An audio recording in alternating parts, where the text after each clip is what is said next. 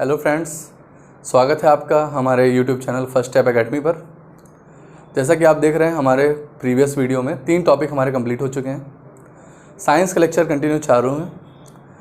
3 topic complete होने के बाद आज हमारा नया टॉपिक है एंडोक्राइन ग्लैंड, अंतःस्रावी ग्रंथियाँ। उसके बारे में हम चर्चा करेंगे। उससे पहले अगर हमारा वीडियो आपको पसंद आ रहा है तो इसे लाइक करें, शेयर करें और अपने दोस्तों के साथ सब्सक्राइब करने के लिए कहें, ताकि आपको हमारे जो भी अपडेट वीडियो आ रहे हैं आपको बेल आइकन दबाने के बाद तुरंत अपडेट आपको मिल सके। बेल आइकन ज़रूर दबाएं। अभी तक हमने जो पढ़ा है साइंस में 3 स्टेप हमने कंप्लीट कर दिए हैं। अब हमने एक और नया प्रयास करना शुरू किया है कि आपको जो जो वीडियो प्रोवाइड किए जा रहे हैं उससे रिलेटेड जितने भी मल्टीपल चॉइस क्वेश्चन बन सकते हैं, यानी ऑब्जेक्टिव टाइप क्वेश्चन जितने भी बन सकते हैं, आपको उसी के साथ प्रोवाइड किया जाए। उसी के नीचे आपको लिंक दिया जाए। हम उस पर लगे हुए हैं ताकि आप जो वीडियो देखो आप वहीं प्रैक्टिस कर लो और आपको सारा सेक्शन क्लियर हो जाए और एग्ज़ाम में ज़्यादा क्वेश्चन आप अटेंड कर सको। हार्ड लेवल से लेकर लो लेवल तक आपका ग्रुप डी से लेकर हायर रैंक यूपीएससी लेवल तक के क्वेश्चन कराने का प्रयास किए जाएंगे। कहाँ से कितना घुमाया जाता है वैसे क्वेश्चन आपको दिए जाएंगे और सारे क्वेश्चन आपके वीडियो से रिलेटेड ही रहेंगे ताकि आप आसानी से उसको सॉल्व कर सको। आइए शुरू करते हैं हम।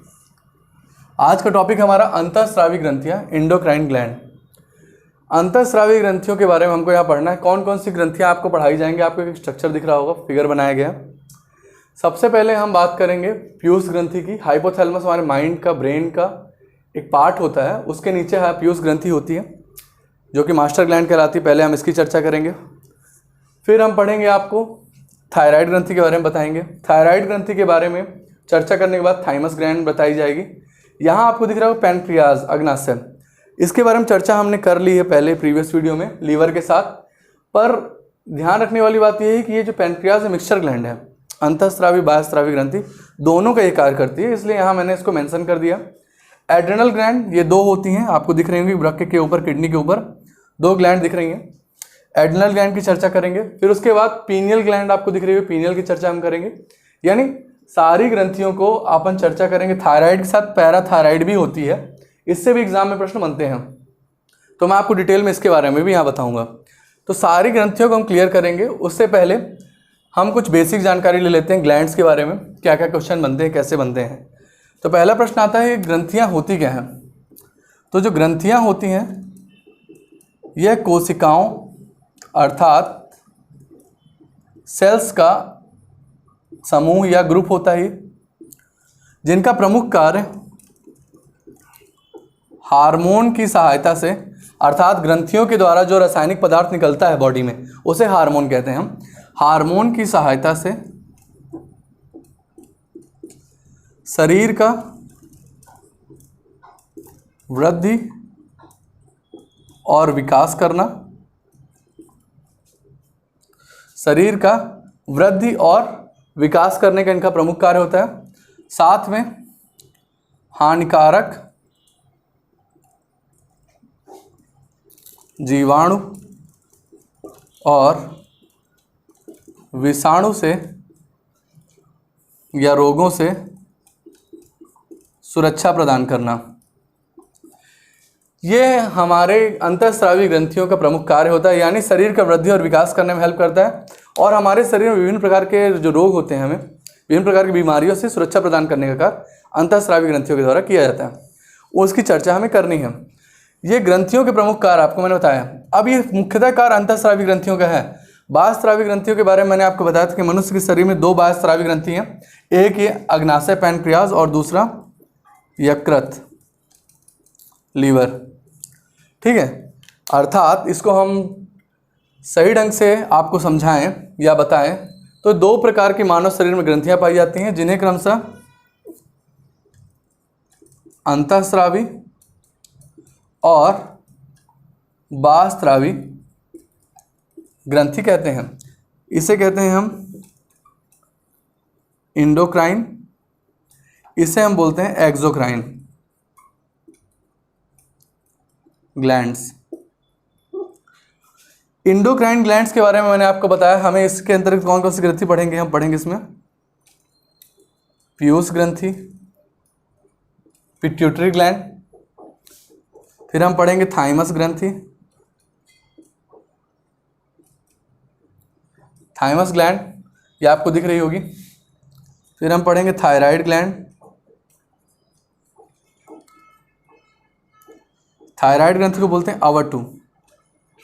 और इसी में हम पढ़ेंगे पैराथायराइड ग्लैंड,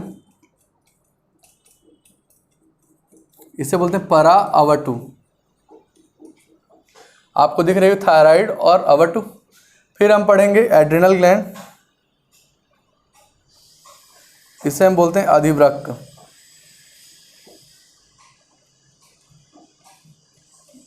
इसे एड्रिनल बोलते हैं, यहाँ दिख नहीं रहा होगा, हो सकता है यहाँ लिख देता हूँ मैं। यानी अंतःस्रावी ग्रंथियों में और कौन कौन सी ग्रंथि पढ़ी आपको दिख रही है एड्रिनल ग्लैंड, एड्रिनल ग्रंथि, और हम पढ़ेंगे लास्ट में पीनियल, जो मस्तिष्क में होती है पृष्ठ भाग में, पीनियल ग्रंथि। ऐसी कुछ ग्रंथियों की अपने को चर्चा करनी है। बाह्यस्रावी ग्रंथियों मैंने आपको 2 ग्रंथियों के बारे में बताया, यकृत जिसको हम लीवर बोलते हैं, प्रीवियस वीडियो हम पढ़ा चुके हैं पाचन तंत्र में, जिसके बारे में जो भी चर्चा हो सकती थी। और हमने पढ़ा अग्नाशय, पैनक्रियास। पर याद रखना ये बाह्यस्रावी ग्रंथि तो रहती है, पर साथ में अंतःस्रावी ग्रंथि का भी व्यवहार करती है, इसलिए इसे क्या बोलते हैं, मिक्सचर ग्लैंड बोलते हैं। शरीर में पाई जाने वाली मिश्रित ग्रंथि है।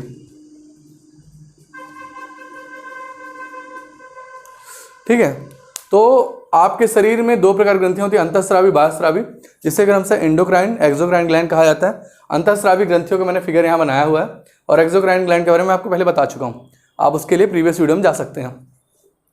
आगे बढ़ते हैं।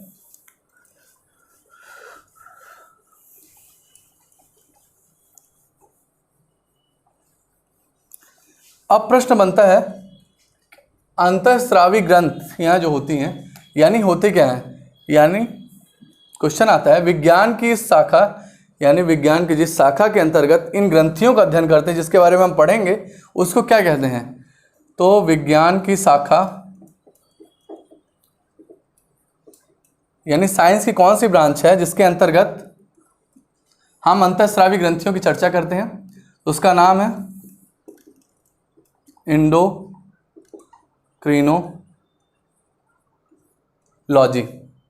विज्ञान की वह शाखा जिसके अंतर्गत हम अंतःस्रावी ग्रंथियों का अध्ययन करते हैं, उसका कहते हैं एंडोक्रिनोलॉजी। और इसके जनक कौन है, इसके जनक है थॉमस एडिसन। ये वही थॉमस एडिसन है जो ग्रामोफोन वगैरह का इन्होंने इन्वेंशन किया है, थॉमस एडिसन।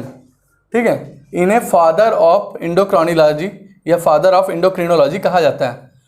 ठीक है, यानी इसके अंतर्गत हम विज्ञान की अंतःस्रावी ग्रंथियों का अध्ययन करेंगे। अब क्वेश्चन बनता है कि इनका कार्य क्या होता है। तो अंतःस्रावी ग्रंथियों के द्वारा जो रासायनिक पदार्थ का स्त्रावण किया जाता है, उसी को हम कहते हैं हार्मोन। अर्थात आप कह सकते हैं कि अंतःस्रावी ग्रंथियों के द्वारा हार्मोन का स्त्रावण या हार्मोन को निकालने का कार्य किया जाता है। ठीक है, अंतःस्रावी ग्रंथियों के द्वारा हार्मोन को निकालने का कार्य किया जाता है। जो भी रासायनिक पदार्थ निकले उसे हार्मोन कहेंगे। फिर क्वेश्चन आता है कि हार्मोन के बारे में चर्चा हो रही इधर, तो हार्मोन्स की खोज किसने की। हार्मोन की खोज एक वैज्ञानिक थे, उनका नाम था स्टार्लिंग। इन्होंने सन 1905 ईस्वी में पादपों में, जीव नहीं, पादपों यानी प्लांट्स की बात हो रही, प्लांट्स में पाए जाने वाले हार्मोन्स की चर्चा इन्होंने की थी। ठीक है, यानी हार्मोन्स की खोज किसने की, वैज्ञानिक स्टार्लिंग ने सन 1905 ईस्वी में पहली बार हार्मोन के बारे में बताया कि जीव शरीर में जो रासायनिक पदार्थ निकलते हैं उन्हें हार्मोन कहा जाता है। इन हार्मोनों के कार्य के बारे में इन्होंने चर्चा की, इसका कार्य क्या होता है। हार्मोन्स का कार्य, इनका कार्य होता है रासायनिक संदेश प्रवाह करना।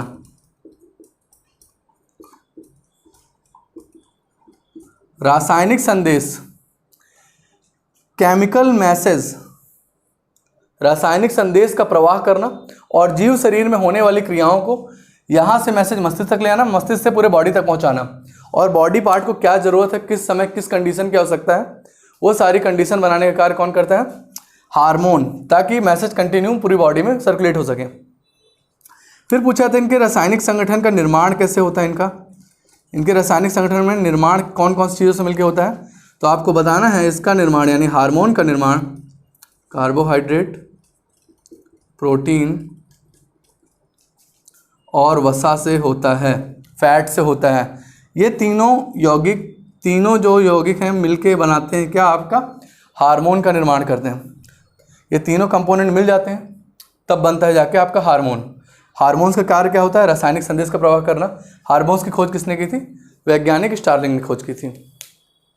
आगे बढ़ते हैं, इसका स्क्रीनशॉट ले लें। विज्ञान की शाखा एंडोक्रिनोलॉजी कहलाती है, जिसमें इसका अध्ययन करेंगे। उसका जनक कौन है, थॉमस एडिसन। ठीक है, आगे बढ़ते हैं।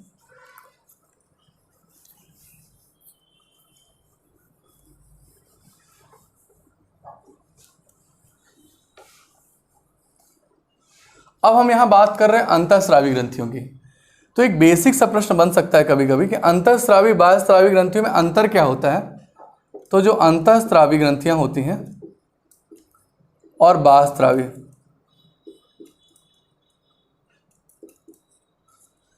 अंतःस्रावी ग्रंथियों में जो हार्मोन्स का परिवहन होगा, रासायनिक पदार्थ जो निकलेगा, इसके परिवहन के लिए नलिका नुमा संरचना नहीं पाई जाती। अर्थात आपको दिख रहा होगा ये मिक्सचर ग्लैंड है, एक नलिका यहाँ लगी हुई है। जब लीवर की बात होती है तो लीवर में भी एक नलिका होती है जिससे गाल ब्लैडर जुड़ा होता है। किससे, आपकी छोटी आंत से। ये बाह्यस्रावी ग्रंथियों में क्या होता है, यहाँ नलिका नुमा संरचना पाई जाती है जिससे हार्मोन्स का परिवहन या पदार्थों का परिवहन होता है, जिसके थ्रू यहाँ से आपका हार्मोन निकला तो आपको ये नलिका दिख रही होगी। यहाँ से आपका आता है बाइल जूस आता है जो छोटी आंत में आके मिलता है, तो आपको यहाँ नलिका दिख रही होगी। यानी बाह्यस्रावी ग्रंथियों में नलिका नुमा संरचना पाई जाती है, जबकि अंतःस्रावी ग्रंथियों में नलिका नुमा संरचना नहीं पाई जाती है। तो पदार्थों का परिवहन कैसे होगा, प्रश्न बनता है। पदार्थ जो हार्मोन्स है, रासायनिक पदार्थ, ये तो नलिका नुमा संरचना से निकल गए, तो इनका परिवहन कैसे होता है। तो आपको बताना है अंतःस्रावी ग्रंथि में हार्मोन रक्त यानी ब्लड के माध्यम से शरीर में जाते हैं, क्योंकि इनके माध्यम के लिए कोई संरचना, कोई पाइप नहीं होती है। ठीक है, तो आपको बताना है मानव शरीर में जो रक्त का प्रवाह है, साथ ही साथ हार्मोन्स का प्रवाह भी होता है, जो आपके शरीर में रासायनिक संदेश का प्रवाह करने में मदद करता है। बेसिक डिफरेंस आपने बताया अंतःस्रावी बाह्यस्रावी में। बाह्यस्रावी में नलिका नुमा संरचना पाई जाती है, जबकि अंतःस्रावी ग्रंथियों में नलिका नुमा संरचना नहीं पाई जाती है। उम्मीद है आपको ये समझ में आ गया होगा। आगे बढ़ते हैं। ये तो बेसिक चर्चाएं हो गई कि क्या होता है ग्लैंड्स, कैसे कार्य करता है। ठीक है, जहां से प्रश्न बनते हैं। आगे बढ़ें।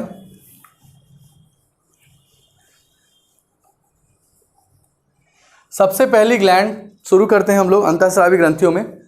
पहली ग्लैंड है हमारी पिट्यूटरी ग्लैंड, जिससे बोलते हैं पिट्यूटरी ग्लैंड या पीयूष ग्रंथि। पहली अंतःस्रावी ग्रंथि है, इसकी चर्चा हम करते हैं।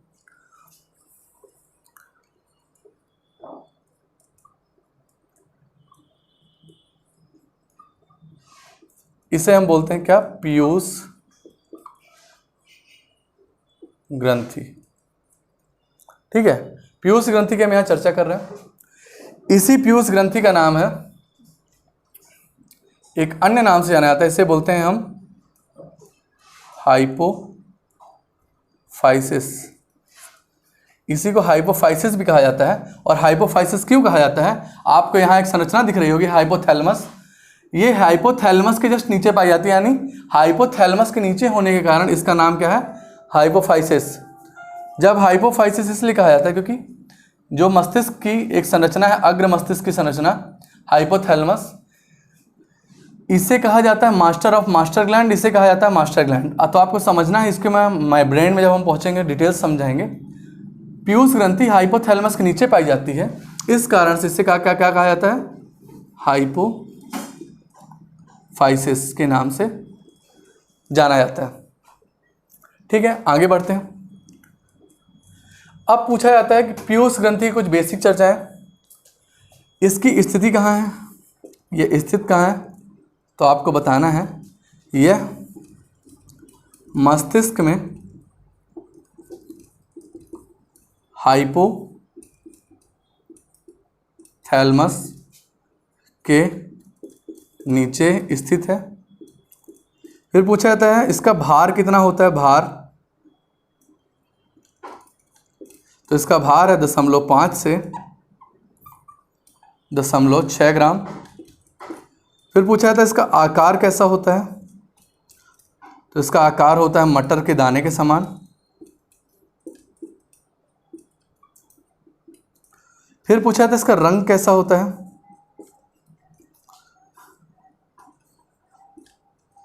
यह लाल ग्रे या जिसे हम बोलते हैं रेड ग्रे कलर की होती है। यानी पीयूष ग्रंथि की हम बात कर रहे हैं, ये छोटी ग्रंथि होती है, ठीक है। ये कहाँ उपस्थित होती है, हाइपोथैलेमस के नीचे होती है। हाइपोथैलेमस के नीचे होने के कारण इसे हाइपोफाइसिस के नाम से भी जाना जाता है। तो मस्तिष्क में उपस्थित है। भार 0.5 से 6 ग्राम। आकार इसका मटर के दाने के समान है, बहुत छोटी संरचना होती है। आकार मटर के दाने के समान है, मटर के दाना छोटा कुछ हो नहीं सकता, अपने शरीर के सबसे बड़ी छोटी ग्रंथि है। और रंग कैसा होता है, हल्का लाल ग्रे, रेड ग्रे, ठीक है, लाल भूरे कलर का होता ही है। फिर पूछा जाता है, अब आपको दिख रहा होगा इसकी संरचना कैसी है, मटर के दाने के समान। तो भार भी बहुत कम है इसका, भार और आकार के आधार पर यह शरीर की सबसे छोटी ग्रंथि है। आप बोल सकते हो शरीर की सबसे छोटी ग्रंथि है, पर अगर आपसे पूछा है कि शरीर की सबसे छोटी ग्रंथि कौन है, तो पीयूष ग्रंथि। और यही थोड़ा सा कंफ्यूज करने के लिए घुमा देगा, शरीर की सबसे छोटी अंतःस्रावी ग्रंथि, तो अंतःस्रावी ग्रंथि भी यही है और शरीर की सबसे छोटी ग्रंथि भी यही है। तो सबसे छोटी ग्रंथि भी पीयूष ग्रंथि है और अंतःस्रावी ग्रंथि तो है ही है। आपको मैंने बताया शरीर की सबसे बड़ी ग्रंथि कौन सी होती है, लीवर यकृत होती है। शरीर की सबसे छोटी ग्रंथि आपको मिल गई, पीयूष ग्रंथि मिल गई। शरीर की सबसे छोटी अंतःस्रावी ग्रंथि आपको मिल गई। अब शरीर की सबसे बड़ी अंतःस्रावी ग्रंथि की भी चर्चा आगे करेंगे, ठीक है, जिसे थायराइड को हम कहता है शरीर की सबसे बड़ी अंतःस्रावी ग्रंथि, ठीक। तो यहाँ हमने समझा पिट्यूटरी ग्लैंड को किस नाम से जाना जाता है, तो इसे पीयूष ग्रंथि कहते हैं। इसे हाइपोफाइसिस भी कहा जाता है। हाइपोफाइसिस क्यों कहा जाता है, क्योंकि यह हाइपोथैलेमस के नीचे स्थित होती है। भार भी जान लिया आपने, 0.5 से 6 मटर के दाने के समान होता है आकार, और लाल ग्रे कलर की होती है, इसलिए भार और आकार बहुत कम होता है, इसलिए शरीर की पाई जाने सबसे छोटी ग्रंथि ये होती है, ठीक है। आगे बढ़ते हैं।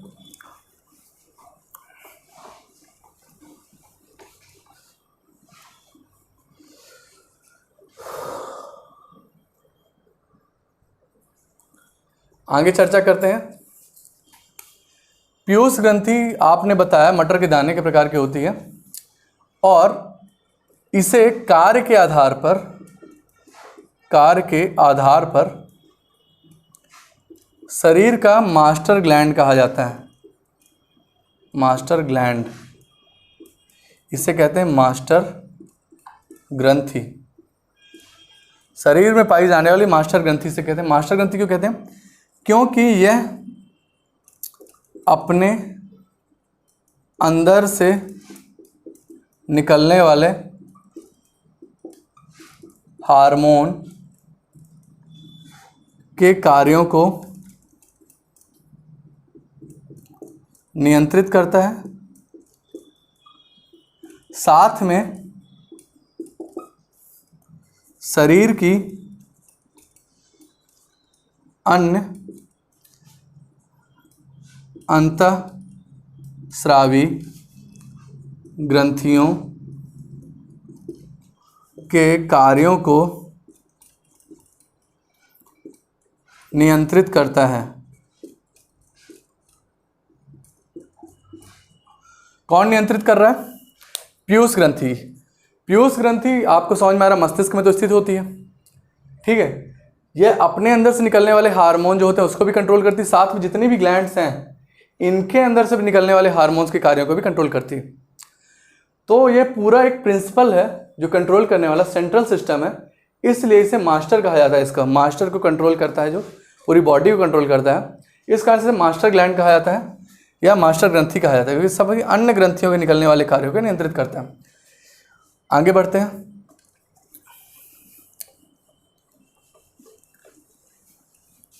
अब पीयूष ग्रंथि के दो भाग होते हैं। ये मटर के दाने के समान होती है मान लीजिए, और इसके भी दो भाग हैं। एक भाग है अग्रभाग, इसे बोलते हैं अग्रपीयूष, और दूसरा है पश्चपीयूष। मटर का दाना ऊपर से 2 भाग उसके। अब अग्रभाग और पश्च भाग से निकलने वाले हार्मोन्स की चर्चा करनी डिटेल से अपने को। तो पीयूष ग्रंथि के अग्रभाग से निकलने वाले हार्मोन और पश्च भाग से निकलने वाले हार्मोन, ये हार्मोन जाते हैं शरीर के विभिन्न प्रकार के पाई जाने वाले ग्रंथियों के कार्यों को नियंत्रित करते हैं। तो कुछ हम चर्चा कर लेते हैं।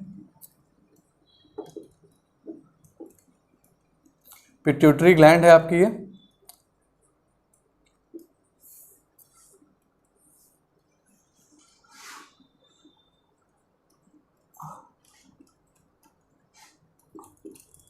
अग्रपीयूष ग्रंथि,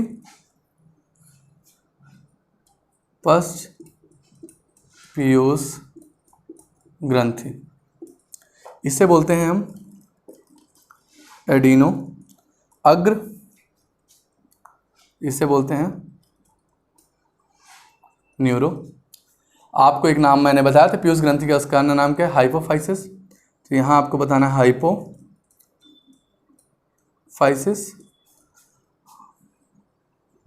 हाइपोफाइसिस, यानी पीयूष ग्रंथि के अग्रभाग से निकलने वाले भागों को एड्रीनो हाइपोफाइसिस और पश्च भाग से निकलने वाले भाग को कहते हैं न्यूरो हाइपोफाइसिस। इनसे कौन कौन से हार्मोन निकलेंगे वो हम चर्चा करेंगे। यहाँ क्या क्या हमें पढ़ना है, आज हम केवल इतना जानेंगे कि हमें क्या क्या पढ़ना है, किस किस हार्मोन की चर्चा करनी है। पहले पीयूष ग्रंथि के बारे में जान रहे हैं हम लोग, ये बहुत बड़ा चैप्टर हमारा, धीरे धीरे इसको पढ़ना और डिटेल से पढ़ना ताकि अपने क्वेश्चन एक भी मिस ना हो। एग्जाम में हमें ज़्यादा क्वेश्चन अटेंड करने हैं, छूटना नहीं चाहिए कुछ भी। तो अग्र पीयूष ग्रंथि से हमें पढ़ने हैं पहले हार्मोन, आपको पढ़ना है इसका सोमैटोट्रॉपिक हार्मोन, पहला हार्मोन है। इसी को हम बोलते हैं GH हार्मोन, या इसी को बोलते हैं हम पूरा ग्रोथ हार्मोन।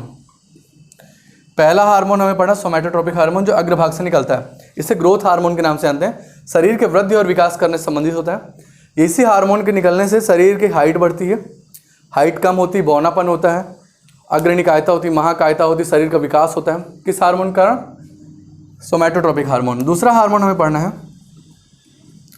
TSH हार्मोन, इसे हम बोलते हैं थायराइड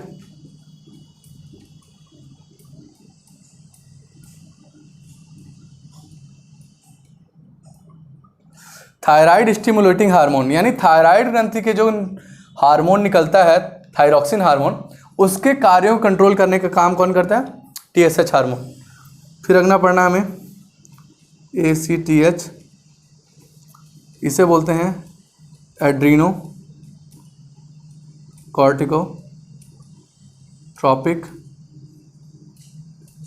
हार्मोन, यानी एड्रिनल ग्रंथि आपको दिख रही है, एड्रीनो कॉर्टिकोट्रॉपिक हार्मोन जो पीयूष ग्रंथि के अग्रभाग से निकलने वाला हार्मोन है, यह अधिवृक्क के एड्रिनल ग्रंथि के निकलने वाले हार्मोन के कार्यों को नियंत्रित करता है।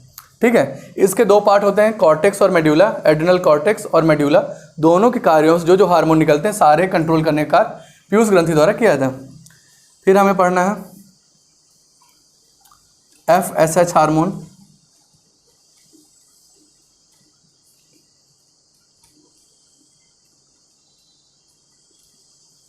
Follicle stimulating hormone.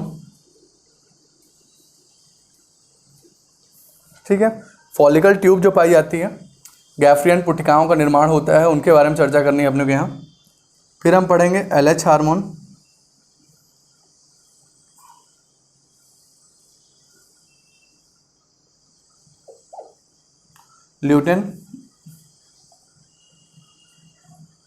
Luteinising hormone,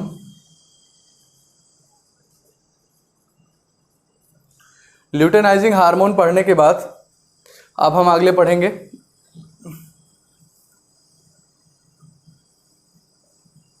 pH hormone. PH hormone आपको दिख नहीं रहा होगा क्योंकि वो काफ़ी नीचे हो गया ये, इसी के नीचे लिखना है आपको अगला हार्मोन, इसको हम मिटा देता हूँ। LH हार्मोन के नीचे लिखना है, अग्रभाग से निकलने वाले हार्मोन के नीचे लिखना है अपने को पीएच हार्मोन, इसे कहते हैं हम प्रोलैक्टिन हार्मोन। अगला हार्मोन है आपका पढ़ना है जो अग्रभाग से निकलता है, MCSH हार्मोन, इसे कहते हैं मेलानोसाइट कॉर्टिको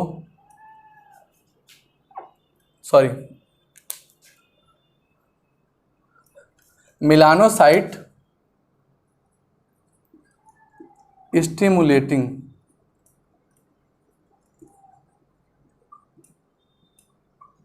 हार्मोन। अर्थात आपने पढ़ा कि पीयूष ग्रंथि के दो भाग होते हैं, अग्रभाग पश्चभाग। अग्रभाग को कहते हैं एडिनो हाइपोफाइसिस और पश्चभाग कहते हैं neuro hypophysis.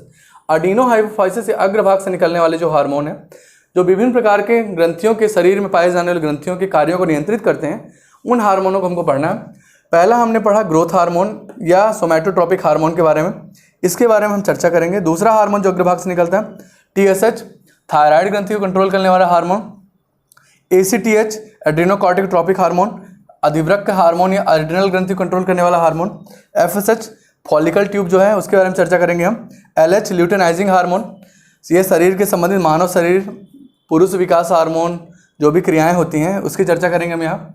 PH prolactin hormone, जीव शरीर में मतलब स्तन ग्रंथियों में या जब माता जो कोई महिला है वह गर्भावस्था के दौरान आती है तो उनके स्तन ग्रंथियों में दूध निर्माण की क्रियाओं को भी प्रेरित करता है। MCSH आपके शरीर के रंग का काला गोरा होना या रंगों का निर्धारण करने का कार्य इस हार्मोन के द्वारा होता है। इसके क्रियाओं के बारे में हम पढ़ेंगे। यहाँ जगह नहीं है, उम्मीद है इसका स्क्रीनशॉट ले लें आप, ताकि मैं इसके जो हार्मोन पढ़ने पश्च भाग से वो आपको बता दूं। मैं आगे बढ़ते हैं।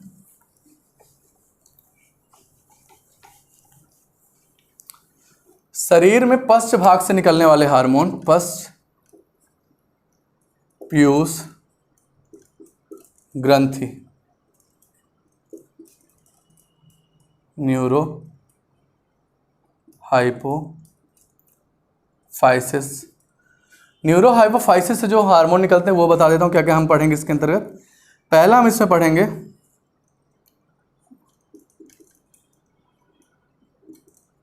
ऑक्सीटोसिन हार्मोन के बारे में पढ़ेंगे।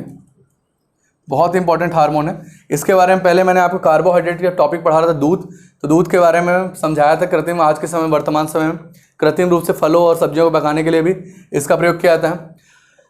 गाय भैंस जानवरों से अतिरिक्त दूध के श्रावण के लिए भी इस हार्मोन का प्रयोग किया जाता है। फिर हम पढ़ेंगे इसमें